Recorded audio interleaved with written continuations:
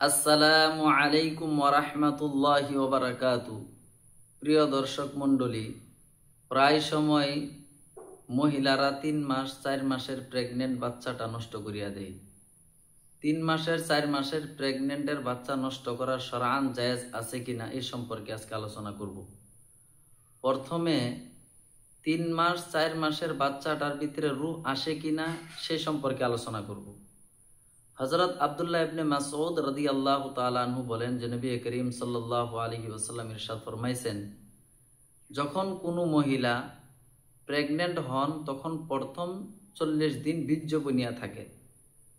তারপরের 40 দিন এই বীর্যটা রক্তয়ে পরিণত হয়। তারপরের 40 দিন এই রক্তর টুকরাটা গোশতের টুকরায় পরিণত হয়। এটা তো হাদিসের কথা। ফিকার বিভিন্ন কিতাবের মধ্যে এই কথা উল্লেখিত আছে, যেরকম জাওয়াহিরুল ফিকহ, ফতোয়া আলমগীর আর ফতোয়া শামী, এই কিতাবের মধ্যে উল্লেখিত আছে যে 3 মাসের পরে 4 মাসের থেকেই এই বাচ্চার রূহ আসিয়া যায়। এই মার গর্ভের মধ্যে যে বাচ্চাটা 3 মাস বা 4 মাস হয়েছে তার ভিতরে আল্লাহ তাআলা রূহ দিয়ে দেয়। তবে প্রিয় দর্শক মণ্ডলী, প্রথমে যখন 3 মাস পরে এই বাচ্চাটার ভিতরে রূহ আসিয়া যায় বা 4 মাস পরে এই বাচ্চাটার ভিতরে রূহ আসিয়া যায়, বর্তমান যুগের সায়েন্স তারাও এই কথাটা স্বীকার করছেন যে 40 দিনের পরের 40 দিন, তারপরের 40 দিন, মানে 120 দিনের পরে তার ভিতরে রূহ আসিয়া যায় বা তার ভিতরে আল্লাহ তাআলা জান ডালিয়া দেয়। এই ক্ষেত্রে যখন জান দিয়ে দেয় তখন এই বস্তুটাকে বা এই বাচ্চাকে আপনি নষ্ট করতে পারবেন না। কারণ হাদিস শরীফের মধ্যে আসছে, মান কাতালা মিনকুম মুতাআম্মিদান ফাজাযাউহু জাহান্নাম।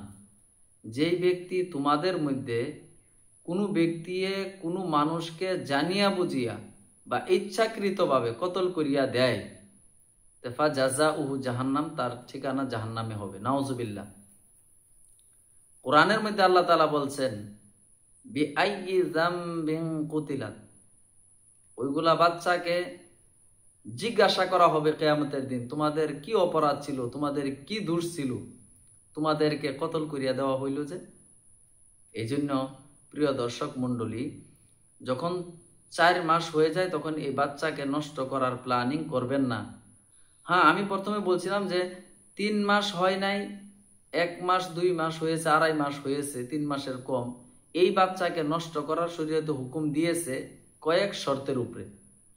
যেরকম ধরেন, আপনার বিবিকে ডাক্তারে অপারেশন হওয়ার কারণে বলছেন যে 1 বছর বা 1.5 বছর বা 2 বছর আপনি প্রেগনেন্ট করতে পারবেন না। দুজি প্রেগনেন্ট ভুলেতে হয়ে যায় আর এটা আপনার শারীরিক হিসাবে নিজের জানের খাতরা হয়ে যায়, তখন এই বাচ্চাকে আপনি এই বীর্যটাকে নষ্ট করিয়া দিতে পারেন। ভালোভাবে শুনবেন যে দুজি 1 মাস 2 মাস বা 2.5 মাস হয়েছে, এখনো এটার ভিতরে রূহ আসে নাই, তখন আপনি এই বাচ্চাটাকে ইসকাতে হামল করতে পারবেন, এই বাচ্চাটাকে নষ্ট করতে পারবেন। এটা শরীয়তে আপনাকে ইজাজত দিয়েছে।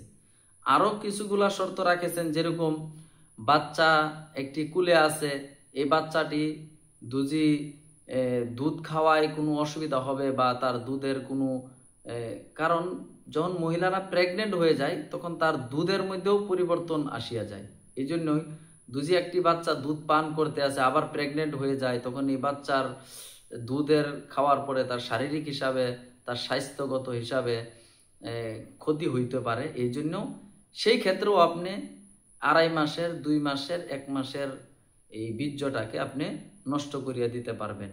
প্রায় সময় মানুষে নিজে প্ল্যানিং করিয়া নিজের ফ্যামিলিকে এক সীমিত রাখার জন্য সে প্ল্যানিং করে যে এই বাচ্চাকে নষ্ট করার জন্য। শরআন আপনাকে এটা ইজাজত দেয় নাই, আর ইজাজত দিয়েছে কয়েক শর্তের উপরে। এই কথাটা আমি এখানে বলছি।